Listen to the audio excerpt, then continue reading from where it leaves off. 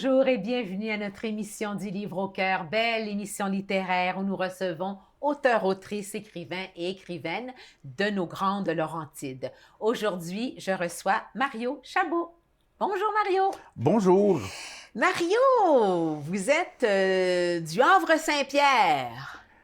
Non, pas du tout. Pas du tout. En fait, vous avez sûrement pris l'information sur Facebook. D'accord. Alors, non, je suis originaire de Saint-Hyacinthe. J'avais mis ça juste pour être drôle. Ah ben vous avez été très Sur drôle parce que moi Facebook. j'avais bien travaillé sur mon Havre-Saint-Pierre. Alors bravo, bravo. Et puis même, à un moment donné, je disais que je venais de Havre-Saint-Pierre et que j'habitais Stockholm. Sauf que je me suis mis à recevoir plein de publicités en suédois. OK. Donc, j'ai décidé de changer. OK. Donc là, vous êtes un drôle, là, Mario. Vous êtes un drôle. Ben, en fait, Vous aimez bien faire des blagues, là, ce que je peux voir. Là, vous m'avez eu. Là. Moi, j'étais partie sur Havre-Saint-Pierre, la vie sur la Côte-Nord, passer cette Je île. suis désolé. Cette belle introduction, voyez-vous Oui. comment est-ce qu'il faut être prêt à tout? Alors, on va rebondir sur ça et C'est ça. on va parler de votre humour. Ben, en fait, j'ai longtemps travaillé en humour. Mon cheminement, bon, je vous dirais que j'ai fait des cours de cinéma au cégep. J'ai fait de l'écriture cinématographique à l'UQAM. Après ça, droite à gauche, j'essaye de vivoter et je suis tombé sur le chômage. Et à l'époque, l'école De l'humour? de l'humour, qui s'appelait à l'époque l'école de comédie Juste pour rire, c'était un programme du chômage. Donc oui, je suis allé là en tant que scripteur. Tant qu'à être chômeur, autant faire rire, c'est ça que vous me Exactement, dites? exactement. Puis ça a toujours été un peu un gros moyen de défense pour moi, OK. l'humour, parce que je suis bègue. Étant très jeune, je bégayais plus. Là, maintenant, je travaille. Pour moi, parler présentement, c'est presque un emploi à temps plein. Mais à l'époque, quand j'étais très jeune, je bégayais beaucoup. Et puis, ça faisait rire les gens. Alors, je pense que il s'est fait un déclic, peut-être que je me suis pas rendu de compte vraiment, là, mais il s'est fait un espèce de déclic qui s'est dit, vous voulez rire? Parfait, je décide quand vous allez rire. Donc, je suis devenu C'est drôle. je suis devenu en fait un clown. Là, Donc, c'est une belle façon, finalement, de faire le virement de nos faiblesses ou de nos manques ou de nos... on peut dire un handicap. un même handicap? si- C'est un handicap, être belle? En fait, OK. au Québec, c'est pas reconnu comme étant un Non. handicap, mais en Ontario, oui. OK. Mais voyez-vous, vous avez viré ça. Belle leçon à retenir. Hein? Virer son handicap ou sa petite difficulté personnelle en humour, en quelque chose C'est de ça. drôle. C'est une belle attitude, ça. Bravo. Vous avez fait des études en scénarisation Oui. cinématographique. Oui.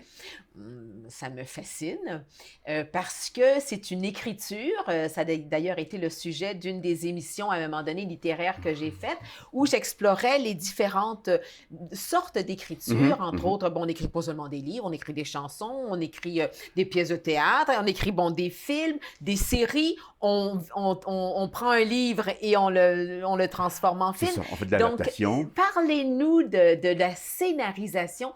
Qu'est-ce que ça demande? Parce que là, vous avez fait de l'écriture, mais l'écriture cinématographique ou la scénarisation aussi, Oui.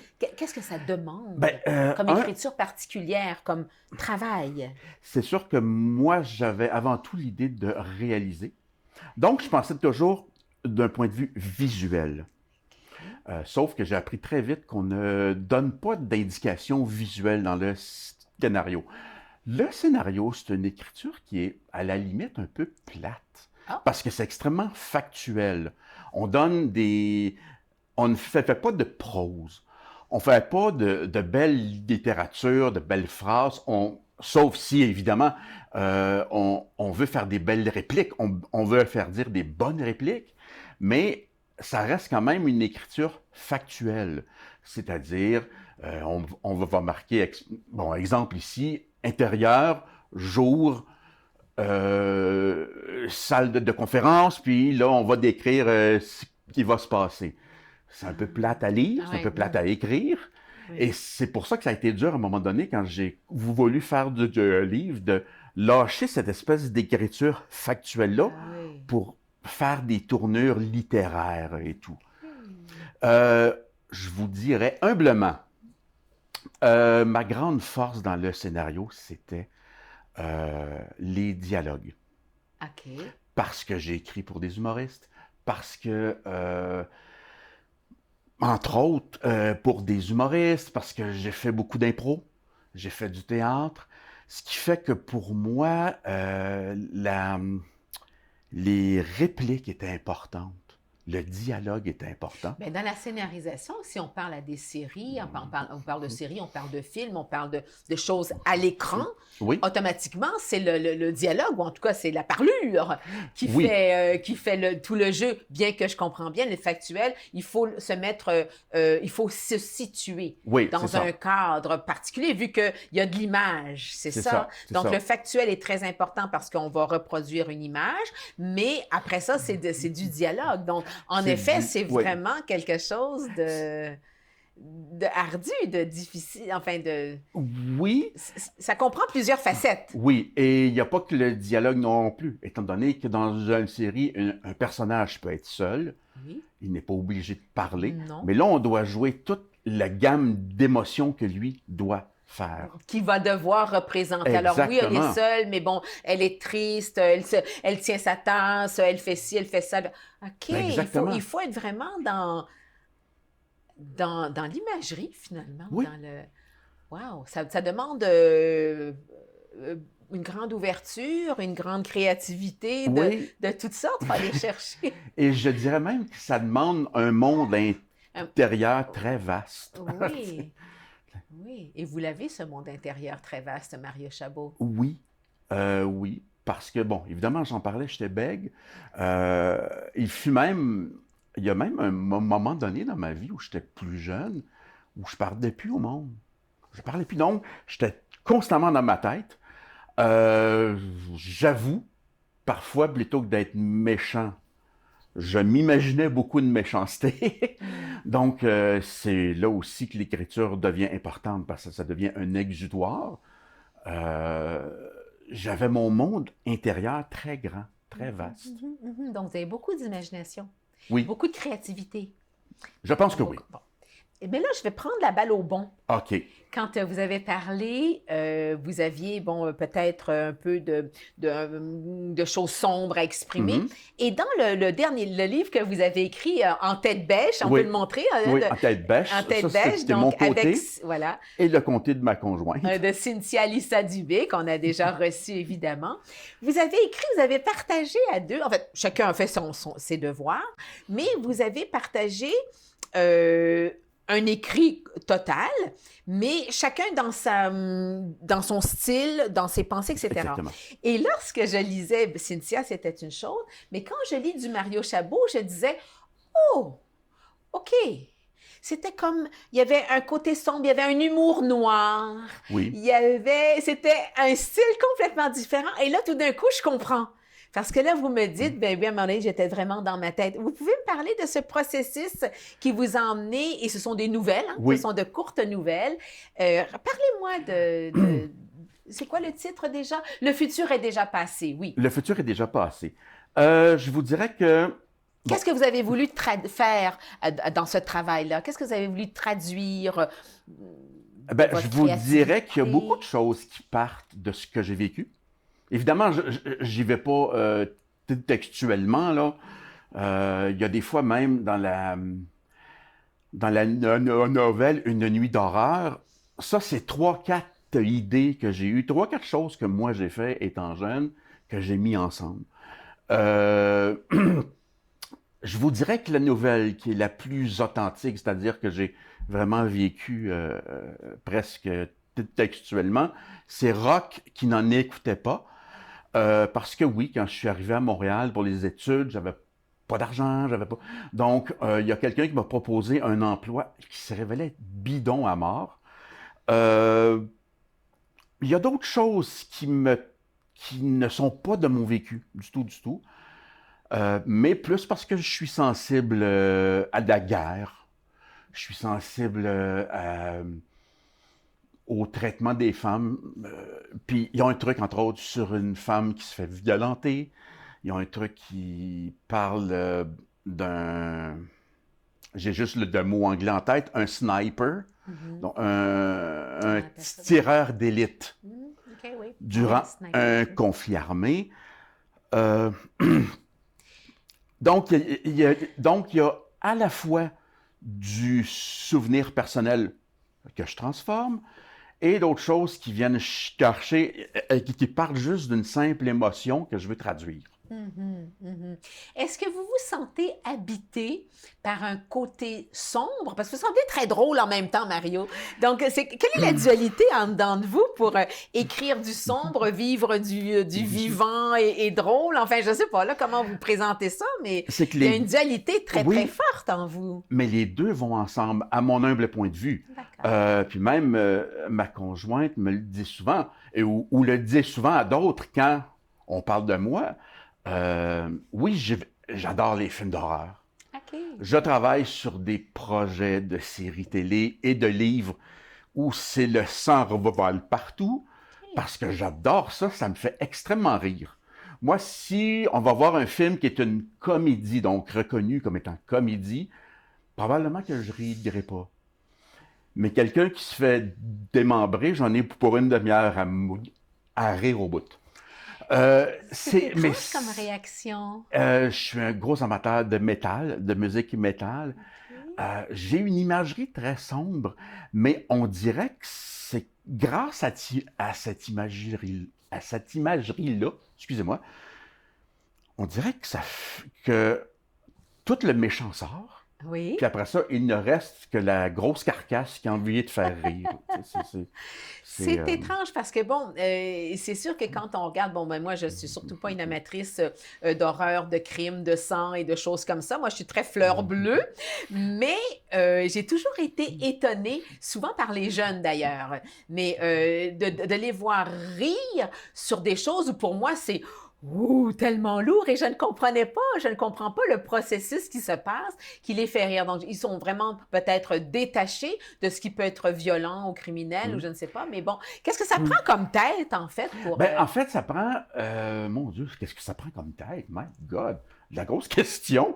Il n'y a peut-être pas de réponse non plus. C'est à chacun son vécu. Oui, c'est ça. Je pense que c'est vraiment... moi, j'ai souvent vu l'écriture, pour moi, comme étant une vengeance. Ah, OK. Comme étant un défoulement. OK. Un bon point, ça. Donc, c'est peut-être là que... Donc, vous crachez, puis vous vomissez. Comme mon noir passe. Puis voilà, puis après mon ça, noir passe. Exactement. OK. Comme là, on prépare présentement un autre livre. En fait, un autre recueil de nouvelles qui va être encore tête bêche. Mon côté va s'appeler Vacherie et autres animaux domestiques.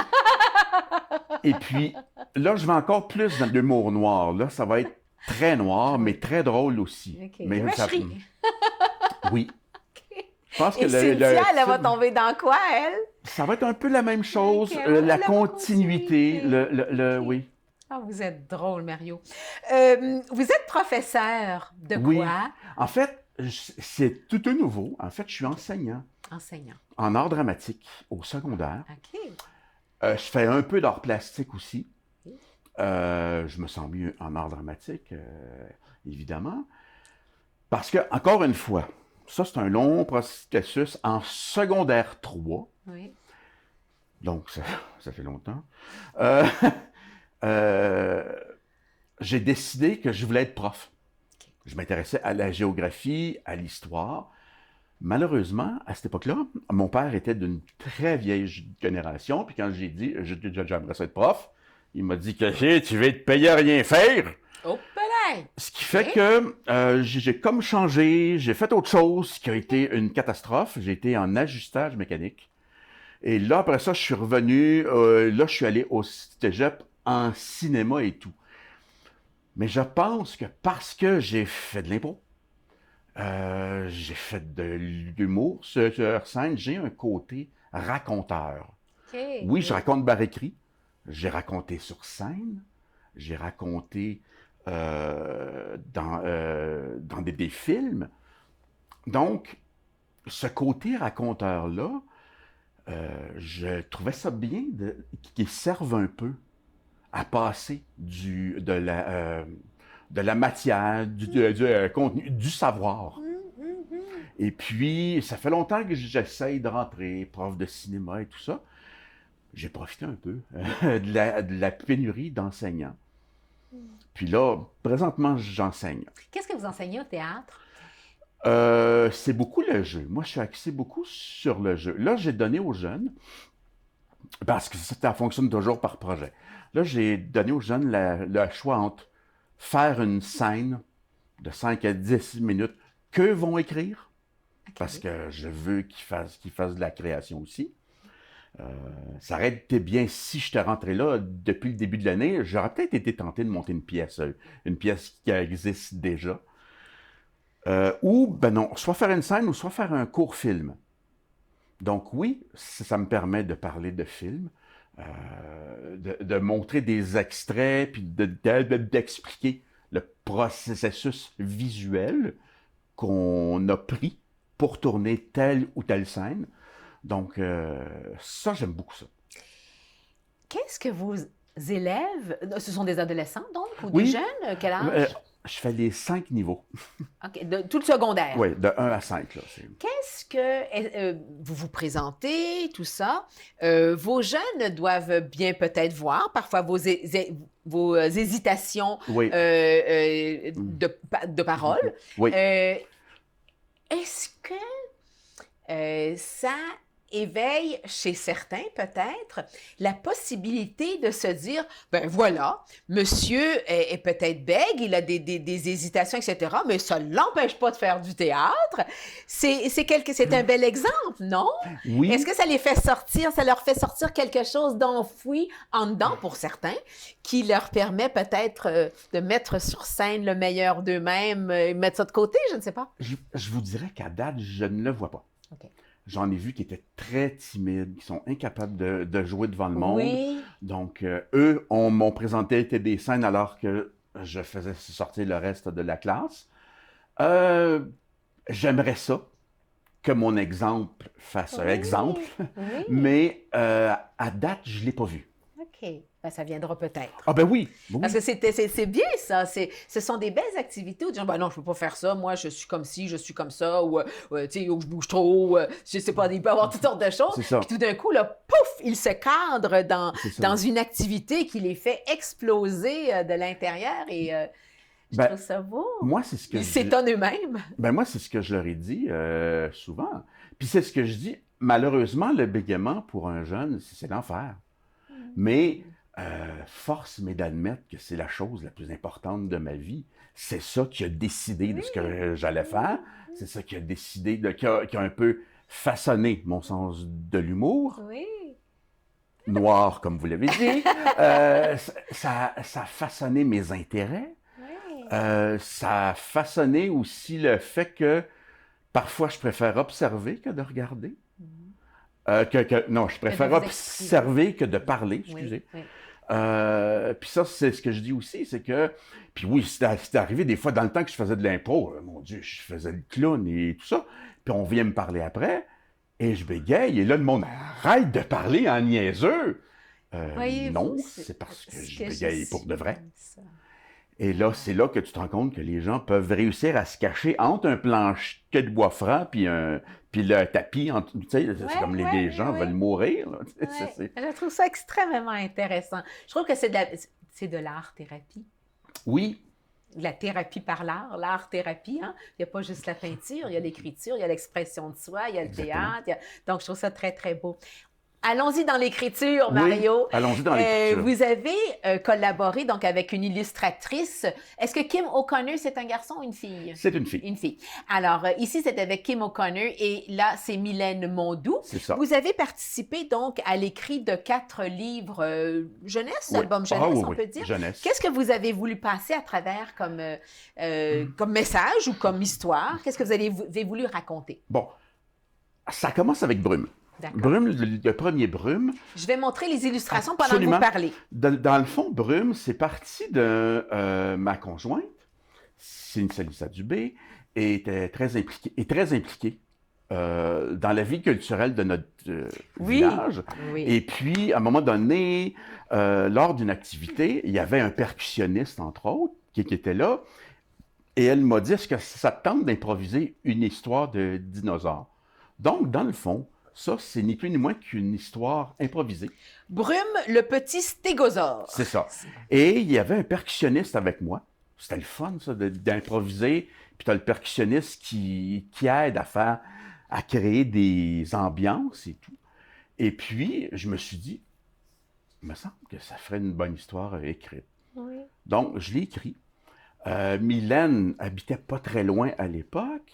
On la connaissait bien. Puis, moi, on m'avait dit que dans certaines maisons d'édition, il y avait une espèce de mode au niveau de l'illustration. Puis, il fallait suivre ça. Et je trouvais que Mylène, elle, allait dans le sens que moi, je veux. Moi, la mode, ça paraît-tu que je la suis pas, tu sais?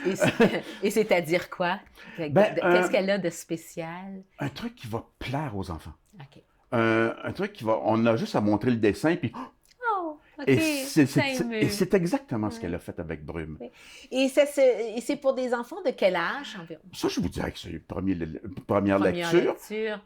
Et même, il y a des parents qui ont des jeunes enfants, très jeunes, qui ne lisent pas encore, donc on fait la lecture. Nous, on a fait la lecture à nos enfants. Le premier soir qu'ils étaient dans la maison, on lui faisait la lecture. On s'entend, le livre, il finit dans la bouche, là, mais bon. C'est pour moi, faire la lecture à un enfant, c'est primordial. Oui, oui. Mais il y a des gens qui m'ont dit, qui ont un enfant de 2-3 ans, et qui m'ont dit, Brume, là, c'est un contrat d'1 an à tous les soirs. Ah, pourquoi? Puis il faut répéter. Et parce que les enfants aiment ça, encore, oui. Puis c'est drôle parce que nous, on a plein de livres à la maison, même des vieux livres qu'on avait étant jeunes. Puis moi aussi, mes enfants, ils me disaient, encore ça, encore ça. Puis à un moment donné, je me suis tanné et je me suis mis à réinventer les histoires à partir des... Est-ce que vous le faisiez ramener à l'ordre? Non, papa, c'est pas ça, c'est ça, parce qu'ils le savent par cœur, là, non? Au contraire. Okay. Ils aimaient l'imagination. J'ai mis le pied dans un piège à ours parce que là, il n'était plus question de lire des histoires officielles, il fallait en inventer une. Ah ben voilà. C'est ça. Donc, dans le cas de Kim, qui a travaillé sur la série des enfants qui aiment trop, ça, c'est parti, en fait. Donc, le petit garçon qui aimait trop les jeux de guerre. Oh non, on vous reconnaît bien, là, les jeux de guerre. Mais en même temps, je suis très humaniste. Oui. Et puis, ce dessin-là, la page orange, là, oui. Les jeunes qui voient ça, là, ils capotent. Ils veulent le livre juste pour avoir cette image-là. Ah oui. C'est que mon père était policier. OK. Et évidemment, on voit plein de films étant jeune, puis... Et moi, j'ai vu des jeunes qui, parce qu'il y a un policier qui se fait tirer, ils trouvent ça très drôle. Mais moi, pour moi, ce policier-là, c'était un père de famille, parce qu'évidemment, c'était mon vécu à moi. Puis je regardais, puis évidemment, avec l'arrivée des jeux vidéo où on tire partout, on tire plein de monde. Puis je me suis dit... Sans conséquence. Sans conséquence. Et moi, ça a toujours été, derrière ça, il y a un homme, une personne. Et d'ailleurs, c'est un peu la réflexion dans ma nouvelle sur le sniper. Tu sais, il doit tirer quelqu'un, il sait qu'il y a une famille et tout ça, mais bon, Et puis moi, ça venait me chercher. Alors, j'ai décidé d'écrire justement ça pour dire aux jeunes que un jeu, c'est un jeu, c'est bien le fun, mais ça doit rester. Partez dans l'idée que c'est un jeu uniquement, mais que si c'était dans la réalité, ce serait... Et c'est peut-être une belle façon aussi de leur montrer que c'est ça. Ce que vous vivez sur les écrans ou sur les jeux, etc., ce n'est pas la réalité parce que beaucoup se prennent ça pour la réalité. Et combien de fois on a vu des choses arriver où on se dit, ben, ce sont des enfants qui sont complètement dans un autre monde et qui ne se rendent pas compte que c'est pas tout à fait comme ça, c'est pas si facile, c'est pas comme ça que ça marche. Puis il y a une punition, il y a une conséquence au bout de nos actes. Et je me souviens d'avoir, c'était mon Dieu, là, plus de 20 ans, il y avait à l'époque les Power Rangers, un truc que j'ai jamais vraiment regardé. Là. Puis il y avait 3 garçons qui avaient tué une enfant parce qu'ils se battaient comme les Power Rangers et l'enfant en est mort. Hmm. Donc, c'était Dans la réalité. Oui, là, vous dans la êtes réalité. quelque Donc, chose. je trouvais ça affreux. Puis, je voulais parler de ce phénomène-là. OK, donc là-dedans, on retrouve ça. Oui, Ensuite, brume et pluie. Donc, on revient ici avec c'est ça. le brume. Et puis, Avec le brume. et puis ici, une petite fille qui aimait trop la musique de Noël. Donc, ce sont de jolis contes, de jolies histoires. Mais comme il ne nous reste pas beaucoup de temps, je voudrais parler des célèbres anonymes. Oui. Ah, ben, c'est parfait, ça. Hein, les célèbres anonymes. Allez-y, je vous écoute. C'est Ben- vous, les célèbres anonymes, vous et Cynthia. Absolument. Maison d'édition. Oui, maison d'édition.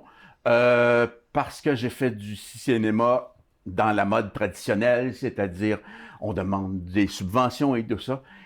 Puis là, je me suis dit, s'il faut qu'on fasse des livres, j'en veux pas de ça. On les fait à notre façon.